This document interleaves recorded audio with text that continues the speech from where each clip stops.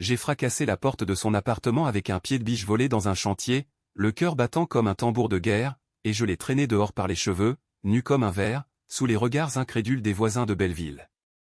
Ma mère, cette sainte nitouche aux yeux voilés de regret, m'a traité de monstre, de fille indigne, hurlant que j'avais détruit la famille pour un caprice, alors que son petit chéri avait failli électrocuter mon fils de 3 ans avec ses câbles trafiqués pour revendre de la cam. Et le pire, c'est que j'ai souri en la voyant s'effondrer, parce que pour la première fois, j'ai goûté au sel âpre de la vengeance, ce poison qui rend enfin les comptes justes. Paris, cette ville qui avale les âmes comme un égout vorace, m'avait déjà arraché à mes illusions, mais ce matin-là, sous le ciel plombé d'octobre, j'ai compris que la famille n'était qu'un piège doré, et que pour sauver ce qui restait de moi, il fallait briser les chaînes avant qu'elles ne m'étouffent pour de bon. Filin, l'ombre du frère. Je m'appelle Claire, et si vous aviez vu mon reflet dans le miroir fêlé de la salle de bain ce matin-là, vous auriez compris pourquoi j'ai fait ce que j'ai fait. Mes yeux, injectés de sang, creusés par des nuits blanches à veiller sur les hauts, mon petit bout de 3 ans qui tousse encore de cette pneumonie qu'il a chopée l'hiver dernier. Pas de fièvre imaginaire, non, une vraie saloperie, contractée dans l'humidité glacée de notre HLM du 20e arrondissement, où les murs suintent comme des plaies ouvertes. Et qui était là, au centre de ce chaos? Mon frère, Antoine. Mon cher Antoine, le préféré de maman, le golden boy raté qui squattait mon canapé depuis 6 mois, transformant mon 2 pièces en un repère de junkie en sursis. Tout a commencé innocemment, ou du moins c'est ce que je me disais pour ne pas péter les plombs. Antoine avait perdu son boulot à la RATP encore une fois. C'est la crise, Clairette, les patrons nous saignent à blanc, qu'il geignait, sa voix traînante comme un vinyle rayé. À 35 ans, il en paraissait 50, avec sa bedaine naissante et ses tatouages délavés qui racontaient des histoires de jeunesse rebelle qu'il n'avait jamais vraiment vécues. Maman, bien sûr, l'avait chassé de chez elle après une énième engueulade avec son dernier patron, un revendeur de voitures d'occasion qu'il avait surpris en train de piquer des pièces pour les fourguer sur le bon coin. Il est fragile, ton frère, il a besoin de nous, me serinait-elle au téléphone, sa voix chevrotante depuis son petit pavillon à Saint-Denis, où elle tricotait des écharpes pour oublier papa, parti trop tôt d'un cancer qui avait rongé ses poumons comme un feu de paille. J'ai craqué. Pas tout de suite. D'abord, j'ai dit oui. Viens, Antoine, mais juste le temps de te retourner. Léo était encore un bébé, je bossais comme caissière chez Monoprix, 12 heures par jour pour un salaire qui fondait plus vite qu'un sorbet en août. Mais Antoine, avec son sourire en coin et ses promesses de « je t'aiderai », serette, m'a fait miroiter un semblant de famille recomposée. Les premiers jours, c'était presque idyllique. Il jouait avec Léo, lui apprenait des blagues nulles sur les pigeons de Paris, et moi, je rentrais lessivé mais avec un vague espoir au creux du ventre. Paris, cette garce aux lumières éternelles, nous berçait dans son illusion de normalité, les rires dans le parc des Buttes-Chaumont, les croissants tièdes du boulanger vietnamien du coin, les soirées où on se racontait nos vies autour d'une bouteille de rouge bon marché. Puis, les fissures sont apparues. Antoine ne cherchait pas de boulot, il réseautait, disait-il. Des réseaux qui sentaient le shit et l'essence de clémentine, ces aromacres qui imprégnaient ses fringues. J'ai trouvé les premiers sachets plastiques sous le canapé, cachés comme des secrets honteux. C'est pour un pote, Claire, rien de grave.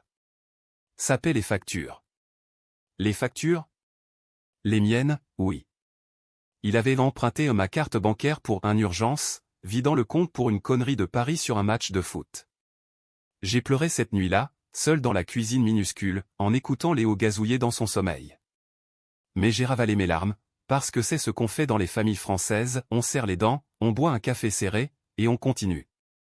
La première alerte sérieuse, c'était en juin. Léo a commencé à tousser, une toux rauque qui le pliait en deux. Le pédiatre a diagnostiqué une bronchite, aggravée par l'exposition à des substances irritantes. Substances? Antoine fumait ses joints dans le salon, fenêtre fermée pour pas que les flics sentent. J'ai hurlé, pour la première fois. Sors d'ici, Antoine. Tu mets mon gosse en danger. Il a ri, ce rire gras qui me hérissait la peau, et m'a prise dans ses bras comme quand on était gosse. T'exagères, serette. C'est de la bœuf, pas du cyanure. Maman, au téléphone le lendemain, m'a engueulé, laisse ton frère tranquille, il traverse une passe difficile. Toi, avec ton boulot de merde, tu comprends rien à la vie. Son ton, ce mélange de pitié et de reproche, m'a giflé plus fort que n'importe quel coup. Les mois suivants ont été un lent empoisonnement. Antoine squattait le divan, transformé en lit de camp avec des couvertures qui puaient la sueur et le tabac froid. Il ramenait des amis et des ombres tatouées qui ricanaient dans la nuit, laissant des mégots sur le sol et des traces de doigts graisseux sur les vitres. Léo, mon ange aux boucles blondes, se terrait dans sa chambre, dessinant des monstres qui ressemblaient étrangement à l'oncle Tony. J'ai commencé à noter tout, les retraits d'argent, les nuits où il rentrait à l'aube puant l'alcool frelaté, les câbles électriques qu'il bidouillait dans la salle de bain pour recharger ses batteries. Batteries ? J'ai compris plus tard, il trafiquait des chargeurs volés, les modifiant pour revendre de la coque en petits paquets, cachés dans les coques de téléphone. Chaque soir, en rentrant du Monoprix, mes jambes lourdes de fatigue, je sentais la rage monter comme une marée noire. Paris dehors bruissait de vieux les klaxons des taxis, les rires des terrasses du Marais, les odeurs de merguez grillées des marchés humaient chez moi, c'était un tombeau. Je rêvais de vengeance, ces nuits-là, des rêves où je le jetais par la fenêtre, où maman assistait, impuissante, à sa chute. Mais le matin, la culpabilité me rattrapait, il était mon frère, le seul lien avec l'enfance volée, les Noëls chez grand-mère à la campagne normande, où on se disputait les dernières huîtres. Puis vint l'incident. C'était un mardi pluvieux, fin septembre. J'étais en avance au boulot, un miracle rare. Antoine avait promis de surveiller Léo. Va, je m'en occupe, on ira au square. En poussant la porte, j'ai senti l'odeur avant de voir, un mélange de plastique brûlé et de peur viscérale. Léo hurlait dans la cuisine, assis par terre, les mains noircies par des marques de brûlure.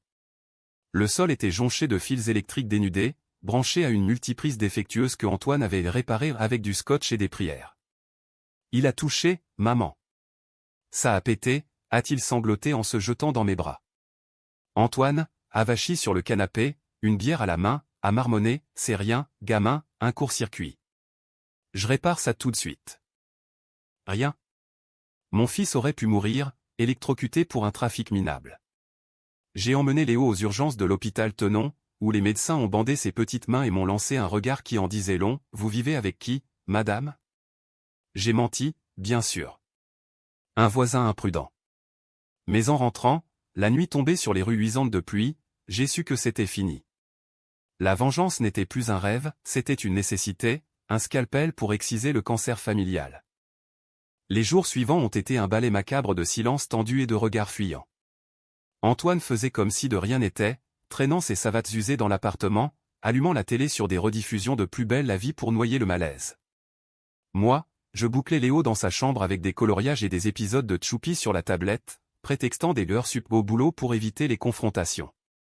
Mais la rage bouillonnait en moi, un feu couvant sous la cendre, alimenté par chaque détail qui me rappelait son emprise, la vaisselle sale entassée dans l'évier, imprégnée de son odeur de tabac froid, les factures EDF gonflées par ses chargeurs pirates branchés H24, et surtout, les nuits où je surprenais ses murmures au téléphone, « Ouais, j'ai le matos, mais faut que je ressorte du squat. » Maman appelait tous les soirs, sa voix un filet de miel empoisonné.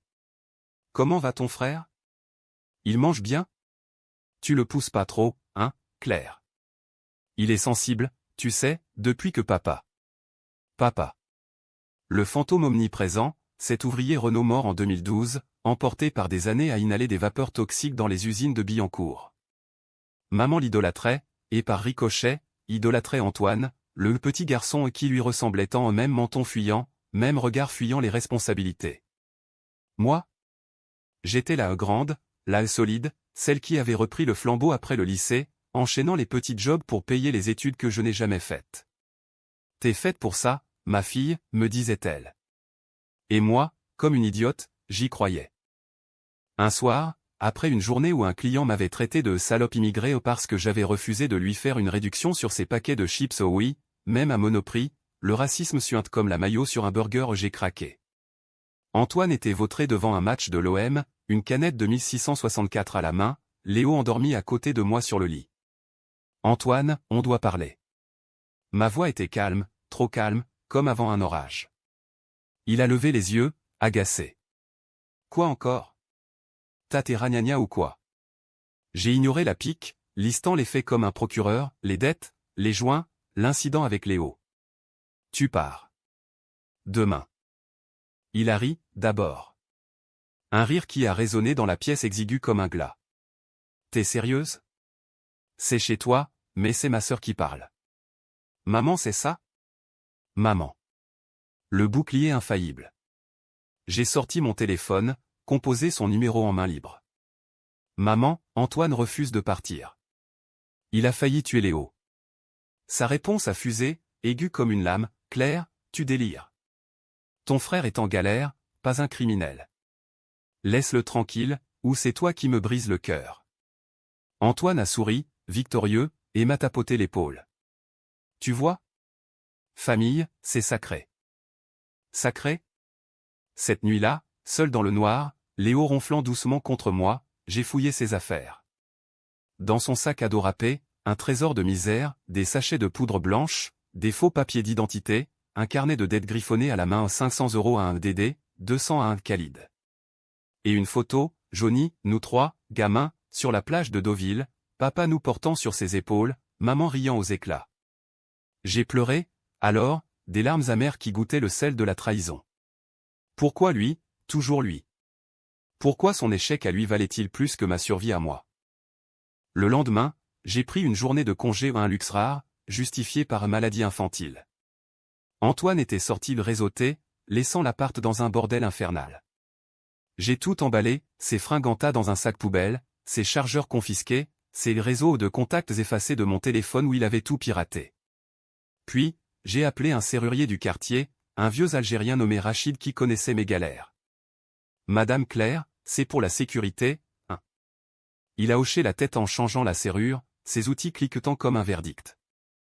Quand Antoine est rentré, le soir, la clé a tourné dans le vide. Il a tambouriné, d'abord doucement, puis avec fureur. Claire. Ouvre, putain. C'est une blague? J'ai ouvert la fenêtre, Léo dans les bras, et lui ai lancé ses affaires du 3e étage. Les fringues ont voltigé comme des corbeaux, atterrissant dans une flaque sale de la cour. Dégage, Antoine. T'as eu ta chance. Les voisins, Madame Kowalski la polonaise du rez-de-chaussée, le jeune rappeur du 5e ont passé la tête aux fenêtres, un mélange de commisération et de voyeurisme parisien typique. Il a hurlé des insanités, menaçant de tout balancer à maman, de te faire virer de ton taudis. Mais j'ai fermé les volets, le cœur cognant, un mélange de terreur et d'euphorie. Maman a appelé 10 minutes plus tard, hystérique. Qu'est-ce que t'as fait, Claire? Ton frère est en pleurs au bout du fil. Il dort où, ce soir? Dans la rue? T'es une égoïste, une ingrate. Ces mots m'ont lacéré, réveillant l'enfant en moi qui quémandait encore son approbation. Maman, il a mis Léo en danger. C'est de la survie. Survie? T'exagères toujours. Viens me voir demain, on réglera ça comme des adultes. Des adultes. À 60 ans, elle jouait encore les arbitres, ignorant que le match était truqué depuis des lustres. Le lendemain, j'ai pris le métro jusqu'à Saint-Denis, Léo sur la hanche, serrant son doudou comme un talisman. Le RER brinque-balai, chargé de banlieusards fatigués, et je me surprenais à envier leur anonymat. Chez maman, l'air sentait le café et le chagrin rance.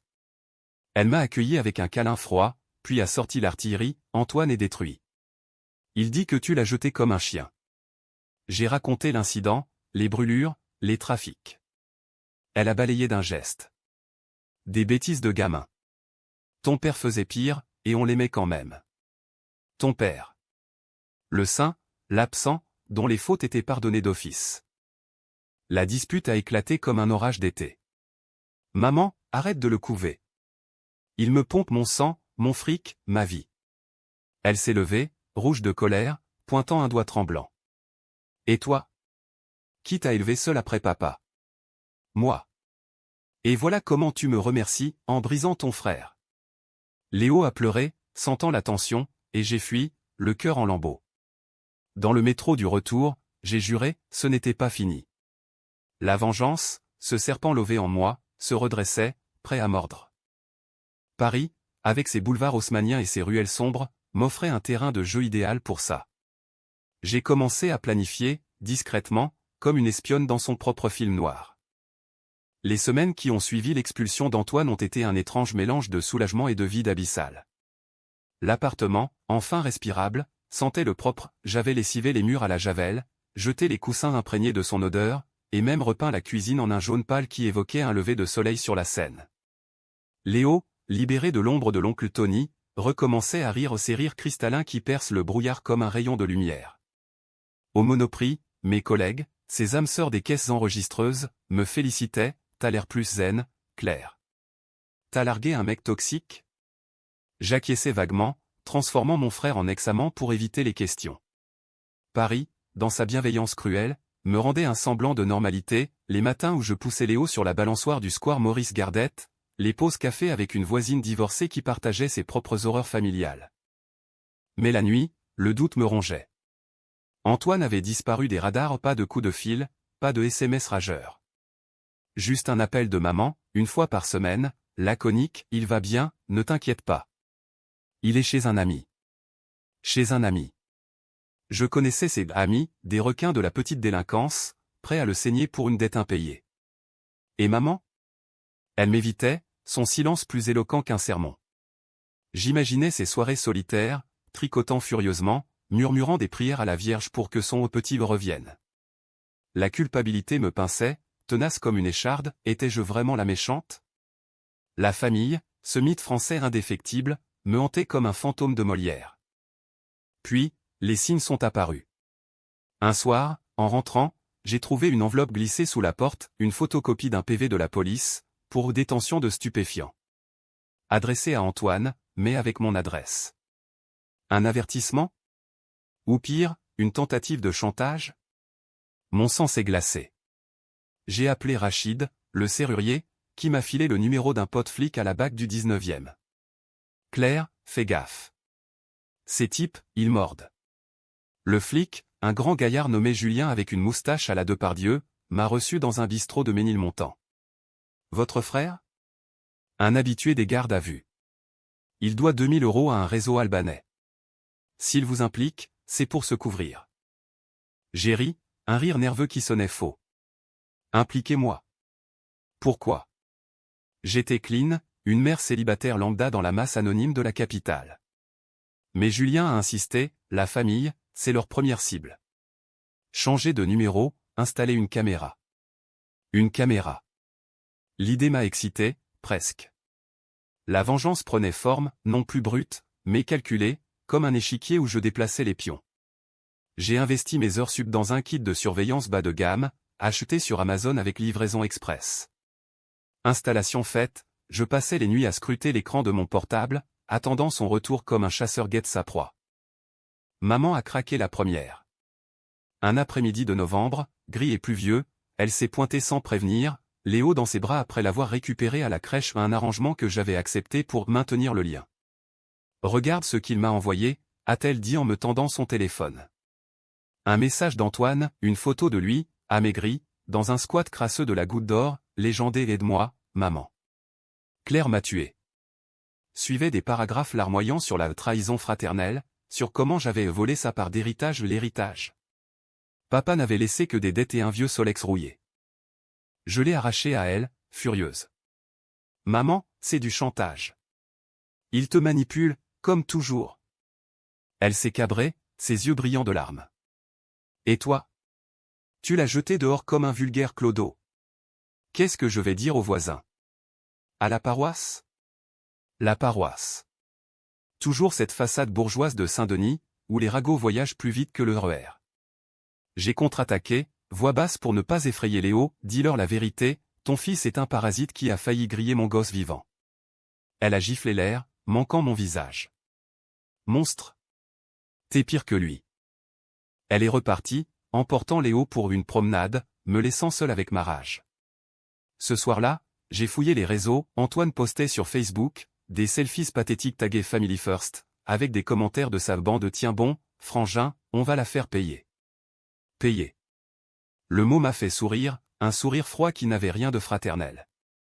J'ai créé un faux profil, Claire ancienne, et commencé à répondre, des insinuations subtiles sur ses dettes, ses amis douteux. Attention, Tony, les Albanais rigolent pas avec les traînards. Il a mordu à l'hameçon, me bombardant de messages haineux. Preuve en main, j'ai contacté Julien, foutez-le au trou pour possession. J'ai les screens. La machine s'est enclenchée. 2 jours plus tard, Antoine était en garde à vue pour une saisie de matos dans un deal foireux. Maman m'a appelé en sanglots, c'est ta faute. T'as appelé les flics? J'ai nié, bien sûr, mais intérieurement, j'exultais. La vengeance n'était pas un coup de pied de biche, c'était un venin lent, goutte à goutte, qui rongeait son empire de mensonges. Mais au fond, une voix murmurait, et si j'allais trop loin? Paris, avec ses lumières qui dansent sur la scène comme des sirènes moqueuses, me rappelait que la limite entre victime et bourreau est plus fine qu'un fil d'araignée. Pourtant, je n'ai pas arrêté. Léo, en grandissant, posait des questions, où est tonton Tony? Je répondais en voyage, mais ses dessins montraient maintenant des maisons en feu, des ombres qui fuyaient. Mon fils, déjà marqué. La boucle se resserrait. Noël approchait, et Paris se parait de ses guirlandes criardes, transformant les Champs-Élysées en un carnaval kitsch qui masquait à peine la misère sous-jacente. Pour moi, c'était une farce, pas d'argent pour les cadeaux, pas de conjoint pour partager le vin chaud, et une famille éclatée comme un vase brisé sur le carrelage. Maman insistait pour un réveillon familial, son appel hebdomadaire devenu un rituel de culpabilisation. Viens avec Léo, Claire. Antoine sera là. On tourne la page. Tourner la page? Elle parlait comme un slogan de pub pour lessive, ignorant les taches indélébiles sur nos âmes. J'ai cédé, par faiblesse ou par calcul difficile à dire. Le 24 décembre, nous avons pris le TER bondé jusqu'à Saint-Denis, Léo excité par les vitrines illuminées de Barbès. Chez maman, l'air embaumait le chapon rôti et les regrets. Antoine était là, rapetissé dans un pull trop grand, un cadeau de Noël anticipé, sans doute. Ses yeux, rougis par quoi? Larmes ou substance? Il m'a serré dans ses bras, un geste théâtral. Joyeux Noël, sœurette. On oublie. Oublier. Le mot flottait comme une bulle de savon, prête à éclater. Le dîner a été un champ de mine. Maman, aux petits soins pour son petit chéri, servait les cuisses de chapon en premier à lui, racontant des anecdotes édulcorées de notre enfance. Rappelez-vous, Antoine, quand tu as sauvé le chaton de la Seine? Sauvé? Il l'avait noyé, le chaton, par jeu. Je rongeais mon frein, Léo babillant sur ses genoux, inconscient du poison. Puis, inévitablement, la bombe a explosé. Claire, Antoine m'a dit pour les flics. T'as appelé les keufs sur ton propre frère? Maman, rougeau, le verre de Bordeaux à la main. Antoine a baissé les yeux, jouant l'innocent. C'est pas grave, maman. Elle protégeait Léo. Protégé. Son ton mielleux me donnait la nausée. J'ai riposté, voix tranchante, oui, j'ai protégé mon fils de ton bordel. Tes câbles, ta cam, tes dettes, t'as failli le tuer. Léo s'est figé, sentant la tempête. Maman s'est levée d'un bond, assiette en l'air. Assez. T'es toxique, Claire. T'as toujours été jalouse d'Antoine, depuis que t'es gosse. Papa le préférait, et ça te ronge. Jalouse. Le mot a claqué comme un fouet, ravivant des souvenirs enfouis, les Noëls où il recevait les jouets pour garçons, moi relégué aux poupées, les disputes où papa le défendait, il est petit, laisse-le. Antoine a enfoncé le clou, larmoyant, je m'excuse, Claire. J'étais perdu. Mais là, avec maman, je rebondis. J'ai un entretien demain, à la poste. Un entretien. J'ai failli rire. La poste? Lui qui ne pouvait pas enchaîner 2 jours sans cuite. Mais Léo, tirant sur ma jupe, maman, pourquoi on crie? Son regard innocent m'a brisé. J'ai pris mon manteau, attrapant mon fils. On s'en va. Joyeux Noël. Maman a hurlé dans mon dos, reviens pas avant de t'excuser. T'es plus ma fille. Dehors, la nuit de Saint-Denis enveloppait tout d'un manteau froid, les lumières des kebabs clignotant comme des yeux moqueurs. Dans le TER du retour, Léo endormi sur mes genoux, j'ai pleuré en silence pas pour Antoine, mais pour cette mère qui m'avait façonné dans l'ombre de son préféré. La vengeance, jusqu'alors un feu distant, s'est embrassée en moi, je la ferai payer, elle aussi, pour avoir choisi le faible contre le fort. Les jours suivants, j'ai ourdi mon plan avec une précision chirurgicale. D'abord, infiltré. J'ai contacté un vieil ami d'Antoine, un certain Marco, rencontré via mon faux profil. Besoin d'aide pour Tony? Il doit encore 500 balles à Dédé. Marco a mordu, un rendez-vous dans un bar de la Chapelle, où l'odeur de hache et de bière rance imprégnait l'air. La sœur? T'es pas clair? J'ai nié, me faisant passer pour une ex-copine. Il a déballé, Antoine squattait chez un dealer, mais les dettes s'accumulaient. Ton frangin est cuit. Les Albanais veulent du sang. J'ai payé Marco pour des infos aux 100 € durement gagnés et filé droit chez maman. Pas pour une réconciliation, non, pour le show. Maman, Antoine est en danger. Des types le cherchent. Elle a pâli, serrant son chapelet. Quoi? Viens, on va le chercher. Ensemble, nous avons arpenté les ruelles de Barbès, sous un ciel de plomb, appelant son portable qui sonnait dans le vide. À chaque porte cochère, chaque squat barricadé, son angoisse grandissait, miroir inversé de la mienne. C'est ta faute, Claire. Si tu l'avais pas jeté. Je l'ai laissé mariner, savourant son tourment. Enfin, dans un bouge nommé le Faucon, nous l'avons trouvé, Antoine, avachi sur un billard, une meuf louche sur les genoux. Il nous a vus, et son visage s'est décomposé. Maman s'est jetée sur lui, pleurant. Mon fils. Qu'est-ce qui t'arrive? Il a bredouillé des excuses, mais ses yeux fuyaient les miens. J'ai murmuré à son oreille, assez bas pour que seul lui entende, c'est que le début, frangin. Dis à maman que j'ai appelé les Albanais. Son regard, alors, s'est teinté de terreur pure. De retour à Saint-Denis, maman m'a supplié de le prendre chez moi. Pour une semaine, Claire. Sauve-le. J'ai feint l'hésitation, puis acquiescé. D'accord. Mais sous condition. Antoine est venu, queue entre les jambes, promettant monts et merveilles. Mais la caméra tournait, capturant chaque relapse, un joint fumé en cachette, un appel à un dealer. Preuve pour Julien, qui m'a promis, on le coince pour de bon. La revanche contre maman? Plus subtile.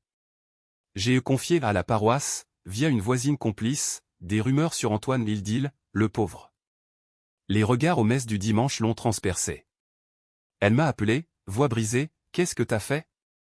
J'ai répondu, sereine, la vérité, maman. Comme tu me l'as jamais dite. Janvier a apporté son cortège de froid mordant, enveloppant Paris d'un manteau de givre qui craquait sous les pas comme des os brisés. Antoine était de retour chez moi, sous surveillance, un prisonnier doré dans mon 2 pièces reconquis. Il jouait le rôle à la perfection, aidant aux courses, changeant les hauts, cuisinant des pâtes au pesto qui masquaient à peine le goût de sa défaite. Je change, Claire. Pour de vrai. Ces mots sonnaient creux, mais je hochais la tête, souriante, pendant que la caméra clignotait dans l'ombre. Maman, apaisée par cette réconciliation, appelait pour des nouvelles, sa voix regonflée d'espoir. Vous êtes une bonne sœur, au fond. Bonne sœur. Si elle savait. La faille est apparue vite. Une nuit, Léo fiévreux, j'ai surpris Antoine dans la salle de bain, coupant de la coque sur le lavabo au mon lavabo, avec les petites mains de mon fils qui s'y lavait encore la veille. J'ai filmé, muette, le cœur serré comme un poing. Le lendemain, j'ai oublié la poudre dans un tiroir ouvert, et appelé anonymement les flics, urgence, drogue dans un appart avec un enfant. Julien et sa brigade ont débarqué à l'aube, masque et menottes, emportant Antoine menotté, hurlant mon nom comme une malédiction. Léo, réveillé en pleurs, s'est blotti contre moi, tonton fait peur. Peur. Le mot a scellé son sort. Maman a débarqué 1 heure plus tard, en peignoir, les cheveux en bataille. Quoi? Encore les flics? T'as juré, Claire? J'ai sorti la vidéo, la lui montrant sur mon téléphone, les lignes blanches, ses mains tremblantes. Regarde, maman. C'est lui qui nous met en danger. Elle s'est effondrée sur le canapé, sanglotant comme une madeleine. Mon garçon. Pourquoi? Pourquoi? La question que j'aurais dû poser des années plus tôt. Je me suis agenouillé, feignant la compassion. Parce que tu l'as laissé faire. Toujours protégé, jamais confronté. Elle a levé les yeux, rougi, et pour la première fois, j'y ai vu non de la colère, mais un abîme de regret. Et toi? T'es en train de le détruire. Détruire. Le mot m'a transpercé. Était-ce ça, la vengeance? Un miroir brisé où je me voyais en bourreau? Antoine, en cellule provisoire, m'a fait passer un message via un avocat commis d'office, je te hais, Claire. T'es pire qu'un flic. Pire. Le compliment involontaire m'a fait sourire dans le métro, serrant Léo contre moi. Mais la nuit, les cauchemars venaient, des visions de papa, spectateur muet, hochant la tête avec dégoût. Paris, indifférente, continuait son ballet, les vendeurs à la sauvette de la Bastille, les couples enlacés sous les réverbères, me rappelant ma solitude auto-imposée. La contre-attaque d'Antoine a été prévisible, mais vicieuse. Libéré sous contrôle judiciaire, première infraction mineure, a-t-il fanfaronné, il s'est rabattu sur maman, l'emménageant chez elle pour se refaire. Puis, les rumeurs ont fusé, via des potes de quartier, il accusait moi de harcèlement familial, de vol d'héritage. Un notaire bidon, contacté par lui, m'a appelé, « Madame, votre frère réclame sa part de la succession de votre père. » Succession? Papa n'avait rien laissé, sauf des souvenirs empoisonnés. Mais maman, crédule, avait prêté à Antoine pour un avocat, vidant son livret à mon héritage moral, en quelque sorte. J'ai riposté en beauté.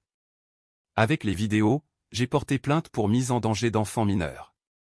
Le juge, une femme aux lunettes sévères dans un tribunal du palais de justice, a entendu mon témoignage, la voix chevrotante, les larmes bien placées. « Madame, votre frère a un casier. Nous ordonnons une interdiction d'approche. » Antoine, convoqué, a blêmi en me voyant dans la salle d'audience, Léo sur les genoux d'une assistante sociale. Maman, témoin pour lui, a balbutié, c'est une dispute de famille. Mais les preuves parlaient plus fort. Verdict, 6 mois de sursis, thérapie obligatoire, et surtout, l'interdiction de me contacter. Ce soir-là, seul avec Léo dans un café du Marais à un luxe volé à mes heures sup, j'ai levé mon chocolat chaud comme un toast. À nous, mon cœur. Mais la victoire avait un goût de cendre. Maman m'a écrit, un SMS laconique, t'as gagné. Mais t'as perdu une mère. Perdu. Le mot m'a noué la gorge. La vengeance, ce dragon que j'avais nourri, dévorait maintenant mes chairs. Pourtant, je n'ai pas fléchi. J'ai contacté un psy via la CAF, pour Léo d'abord, puis pour moi. Vous traversez un trauma familial, madame. Trauma. Le mot collait à ma peau comme une seconde épiderme. En thérapie, j'ai déballé tout, l'enfance où Antoine volait mes jouets et mon approbation, l'adolescence où maman le consolait de ses échecs scolaires pendant que je révisais seul, la vie adulte où son ombre avait étouffé mes rêves, un CAP coiffure abandonné pour élever Léo, un flirt avorté parce que, la famille d'abord. Le psy, un barbu bienveillant nommé Eric, hochait la tête, la loyauté toxique. Vous brisez le cycle, c'est courageux. Courageux? Ou égoïste? Antoine, relégué à Saint-Denis, sombrait, un appel anonyme de Marco m'apprenait ses rechutes, ses bagarres de bar. Maman, usée, hospitalisée pour stress aigu après une crise d'angoisse. J'ai visité, fleur à la main, mais elle m'a tourné le dos, par. T'as assez fait de mal. Mal. Le miroir se fissurait davantage. La vraie morsure est venue en février. Léo, à la crèche, a dessiné une famille, moi, lui, et une silhouette rayée pour Antoine, avec des flammes autour. Il est parti en feu, maman?